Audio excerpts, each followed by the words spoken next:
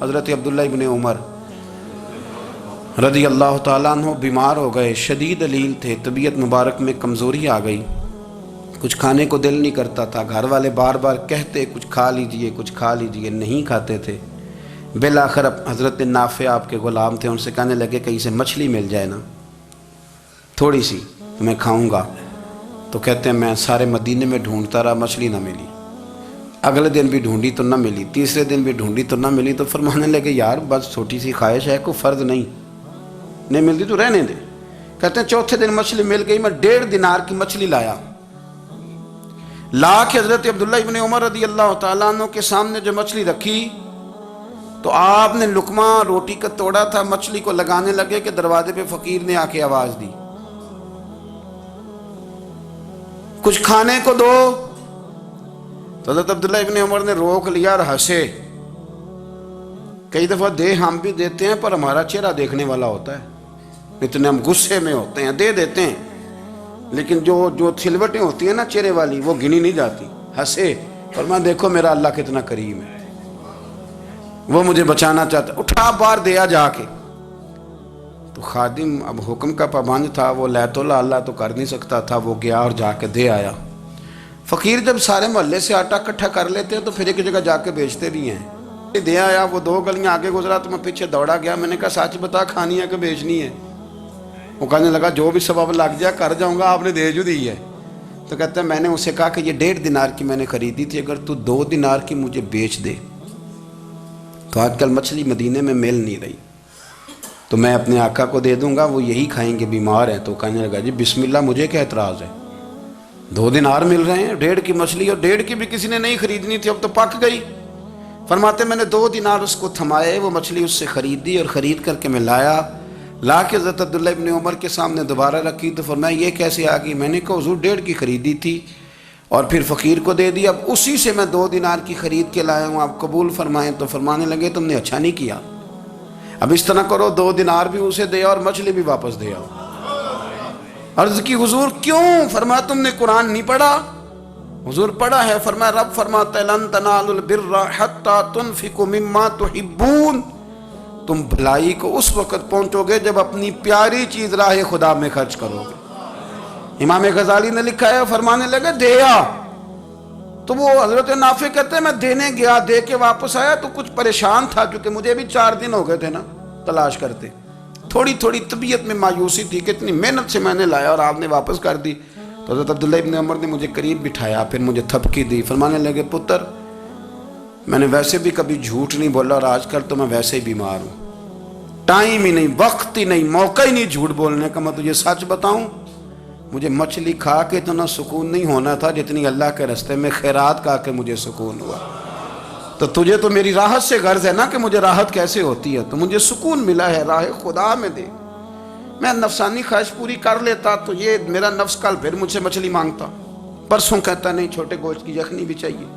ہم لوگ الجھ گئے ہیں، بہت بڑے قیدی ہیں اپنے آپ کے، بڑے قیدی ہیں، سارا دن اپنی خواہشات کی تکمیل میں بھاگے رہتے ہیں، بڑے بڑے سونے نوجوان، میں ان پہ تنقید نہیں کرتا، مجھے ان پہ ترس آتا ہے، جب میں رات کے اندھیروں میں انہیں ٹیلی فون لے کے چوکوں میں کھڑے دیکھتا ہوں تو مجھے رحم آتا ہے، میں کہتا ہوں دیکھو نفس کی خواہش کے پیچھے یہ کیا مثلاً آخر کیا ہے اس میں، ایک عورت کے پیچھے تباہ کر لیا اپنے آپ کو، یعنی زیادہ سے یہ کوئی مقصود ہے، یہ کوئی مقصد حیات ہے جس کو مقصد بنا لیا ہے؟ میرے عزیز بات کو سمجھ لیں، اتنا خوبصورت آدمی ہے اور اتنا اس کا اونچا قد کاٹ ہے، اور کیا کس کے پیچھے یہ بھاگا ہوا ہے؟ بڑا سمجھدار، دانشور، عقل مند آدمی، ذی روح بندہ، لیکن اس کا سٹیٹس آپ یہ ملاحظہ کریں کہ وہ 20-40 ہزار کی خاطر جھوٹ بولتا ہے، دھوکہ دیتا ہے، فریب اور فراڈ کرتا ہے۔ ہم اپنی نفسانی خواہشات کے پیچھے اس طرح بھاگتے ہیں کہ ہم اصل سے رہ جاتے ہیں۔ میری باتوں کی سمجھ آ رہی ہے آپ حضرات؟ تھوڑا تھوڑا کر کے، ایک ایک کر کے ان کی باتیں کم مانیں۔ وہ ضروری تو نہیں نا کہ سویرے ناشتہ بازار سے اپنی مرضی کا تگڑا کیا ہے، بازار سے لا کے پوڑیاں چنے بہترین کھائے، اور پوڑیاں چنے ابھی کھائے نہیں، شاپر میں ڈالے ہوئے ہیں، اور وہ لے کے ابھی آ رہا ہے تو ساتھ ہی رستے سے گوشت بھی چھوٹا اچھا لگا تو 2 کلو وہ بھی لے آئے کہ پوڑیاں چنے کھاؤں گا اور دوپہر کے لیے گوشت پکاؤں گا۔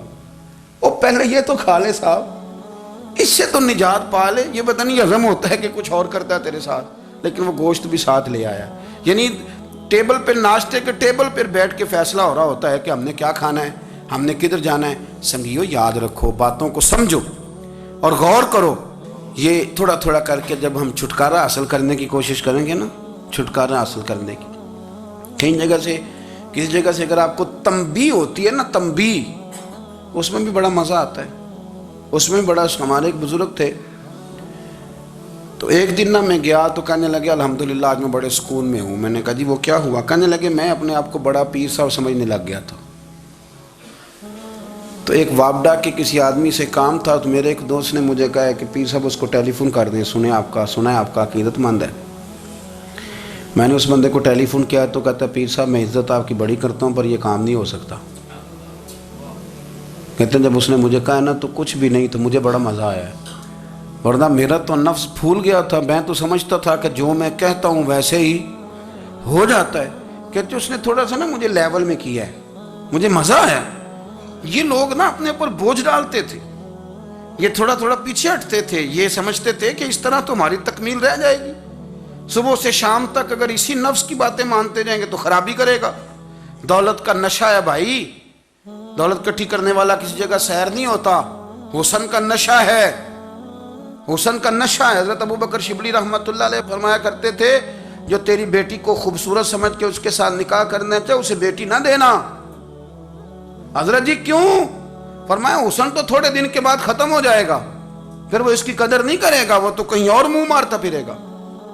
حضرت ابو بکر شبلی رحمۃ اللہ تعالیٰ علیہ کی بیٹی خوبصورت تھی، ایک نوجوان کہنے لگا میرا نکاح کر دیں۔ آپ فرمانے لگے پتر تو 1 مہینے کے بعد آنا، کر دوں گا۔ بڑی موٹی تازی خوبصورت صاحبزادی، تو حضرت نے اسے دوائی کھلائی، اسے پخانے لگ گئے۔ جو پخانہ کرتی ایک مٹکے میں سنبھال دیتے۔ تھوڑا وقت گزرا تو وہ ہڈیوں کا پنجر بن گئی، مہینے بھر میں دست اتنے آئے کہ کمزور ہو گئی۔ تو ابو بکر شبلی 1 مہینے کے بعد نوجوان کو بلایا، فرمایا ادھر آ تیرا نکاح کروں۔ بچی دکھائی تو وہ کمزور بستر پہ پڑی، فرمایا شادی کر۔ کہنے لگا اس سے نہیں میں نے کرنی۔ فرمایا یہ وہی ہے؟ کہنے لگا جی نہیں۔ فرمایا تو کہتا تھا مجھے عشق ہے، کدھر گیا تیرا عشق؟ کہنے لگا حضرت صاحب آپ کیسی بات کر رہے ہیں؟ فرمایا ادھر آ۔ پھر وہ مٹکا جس میں گند رکھا تھا وہاں لے گئے، فرمانے لگے تیرا اس کے ساتھ عشق تھا، یہ ہے تیرا عشق۔ فرمایا اسے تو میں 4 دن روٹی کھلاؤں گا پھر تندرست ہو جائے گی، لیکن میں دیکھنا چاہتا تھا کہ تو میری بیٹی سے پیار کرتا ہے یا اس کے چہرے پہ آنے والی کچھ وقت کے لیے سرخی سے پیار کرتا ہے، اس لالی سے پیار کرتا ہے جو جوانی کے وقت بچوں اور بچیوں پہ آتی ہے۔ کس چیز کے دل دادا؟ یعنی کیا مطلب؟ نفس کی غلامی، سراسر غلامی، اور پلٹ پلٹ کے اور بڑے بڑے سیانے بندے چھوٹی سی خواہش کے لیے، بڑا سمجھدار آدمی، بڑا سیانا بندہ۔ میں ایک بڑے بزرگ عالم تھے، میں ایک دفعہ ملنے گا تو پائے پکا رہے تھے،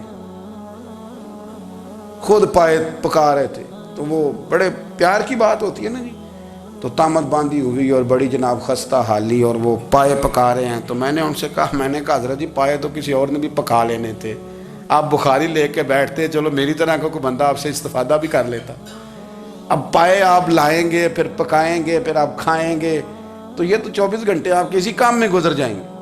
تو یہ ایک چھوٹی سی خواہش کے لیے، میں کسی چیز کو حرام نہیں کہہ رہا، قرآن پاک کی جو آیت پڑھی ہے صرف اس کی تفسیر آپ کے سامنے عرض کر رہا ہوں۔ ہماری خواہشات ماں پالتی ہے، آپ کو نہیں پتا کتنے دکھ سہتی ہے۔ میں ان ماؤں کو جانتا ہوں جو بیٹے کے حصوں کی مار بھی اس کے ابے سے کھاتی ہیں، مار کھاتی ہیں وہ۔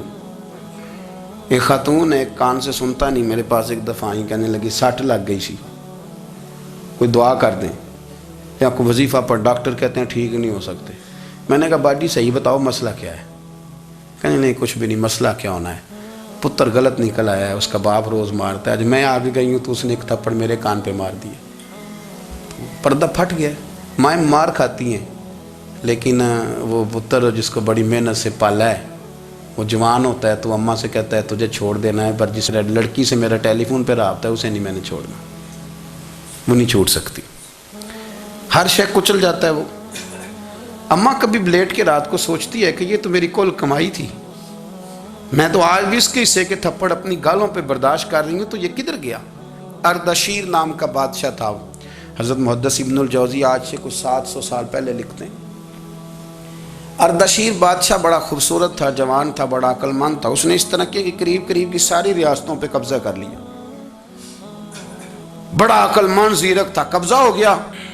ایک بادشاہ بڑا سخت تھا، اس کے ساتھ جب پنجہ آزمائی ہوئی تو اردشیر کہتا ہے اس پہ میرا قبضہ نہیں ہو رہا تھا، اور جب ہم نے ساری ریاستوں نے مل کے اس پر حملہ کیا تو ایک قلعے کے اندر قلعہ بند ہو گیا۔ اردشیر بڑا خوبصورت آدمی تھا، بڑا سمجھدار تھا، تو وہ بادشاہ قلعہ بند ہو گیا، اس نے کہا نکلنا ہی نہیں۔ اب وہ اندر بند ہے، یک بارگی حملہ کیا تو وہ بڑا قلعہ تھا، اس میں بند ہو گیا۔ اس بادشاہ کی نا جس پر حملہ کیا، اس کی بیٹی اچانک ایک دن قلعے کی دیوار پہ چڑھی تو اردشیر کے حسن و جمال کو دیکھا تو عاشق ہو گئی، اور اپنے ہی باپ کے خلاف اسے کہنے لگی کہ اگر تو میرے ساتھ شادی کا وعدہ کرے نا تو میں تجھے رستہ بتاتی ہوں حملہ کرنے کا۔ اس نے کہا میرا وعدہ رہا، تو رستہ بتا۔ اس نے رستہ بتایا اس لڑکی نے، اور بادشاہ نے حملہ کیا تو اس کا باپ قتل کیا، اس علاقے پہ قبضہ کیا شادی کے وعدے پر۔ ہاں نفسانی خواہش بندے کو اندھا کر دیتی، نہیں سمجھ آتی اس کو میں کدھر جانا ہے، اندھا کر دیتی۔ حملہ کیا، اور جب اس لڑکی کو لے کے آیا نا اپنے محل میں، تو پہلے دن شادی کی پہلی رات تھی، تو بستر بچھایا کنیز نے، تو وہ کبھی کروٹ ادھر بدلتی کبھی ادھر بدلتی، تو بادشاہ کہنے لگا کیا ہے؟ کہنے لگی بستر میں کچھ ہے، مجھے تکلیف دے رہی۔ اس نے چراغ جلائے اور جب بستر اٹھایا تو ایک اتنا سا دھاگا نکلا۔ دھاگے سے عموماً تکلیف نہیں ہوتی، تو اس نے کہا تو اتنی نرم و نازک ہے کہ دھاگا؟ کہنے لگی میرا باپ نا میرے ساتھ اتنا پیار کرتا تھا کہ روز میرا بستر بھی خود بچھاتا تھا، اور اس نے آلہ رکھا ہوا تھا، وہ ناپتا تھا کہ کوئی پایا اونچا نیچا تو نہیں، میری بیٹی کا بیلنس سوتے وقت خراب نہ ہو جائے، اور میرے لیے گوشت اور کپڑے بھی خود پسند کر کے لاتا تھا، کھانے پینے کا خود خیال کرتا تھا۔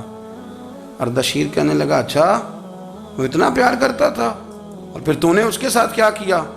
کہنے لگا بلاؤ کنیزوں کو بلایا، فرمایا اس کو اٹھاؤ اور جلاد کے پاس لے جاؤ، اسے کہو کہ اس کے بال ایک گھوڑے کے ساتھ باندھے، پیر دوسرے گھوڑے کے ساتھ باندھے، اور ایک گھوڑا ادھر بھگا دے، کدھر بھگا دے۔ یہ جس کے باپ نے اتنا پیار کیا، یہ نفس کی اتنی غلام ہے کہ اس کی وفادار نہیں رہی تو میری وفادار کیسے بنے گی؟ اس نے اتنے نازوں سے پالا کہ دھاگا اسے برداشت نہیں۔ او یارو یاد رکھو، اگر نفس کی غلامی کرو اور بڑے وفاداروں کو چھوڑ کے غلامی کرو تو پھر کہو وفادار مل جائیں۔ کوئی بول اب لڑا نہ بول بیٹھی ہوں دے خصم ناراض بڑ بولیاں دے، کہاں سر کھائے تے بلبل ٹھنڈ پائے۔ بڑے فرق نہیں سجنا بولیاں دے، جڑیاں خصماں دی وچ رضا وسن، بھاگ جاگ جاندے انہاں گولیاں دے۔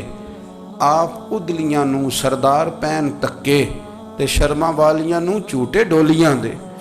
اپنے نفس کے پیچھے چلو کہ تو یہ تباہی ہے۔ جب ہم نے کسی سے وفا نہیں کی تو یہ کیا امید ہوئی کہ دنیا ہم سے وفا کرے گی؟ اللہ رسول کی مرضی کے مطابق اصول پسند زندگی بنائیں، ایک ایک کر کے اپنی خواہشات سے پیچھے ہٹیں، تھوڑے پہ گزارا کرنا سیکھیں، اپنے نفس کو سمجھائیں۔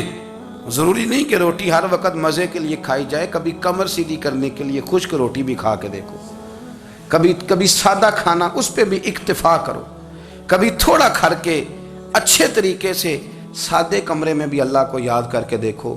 نفس کے پیچھے نہ بھاگیے گا، تباہی کرے گا۔ رب کریم سمجھنے کی توفیق رفیق عطا۔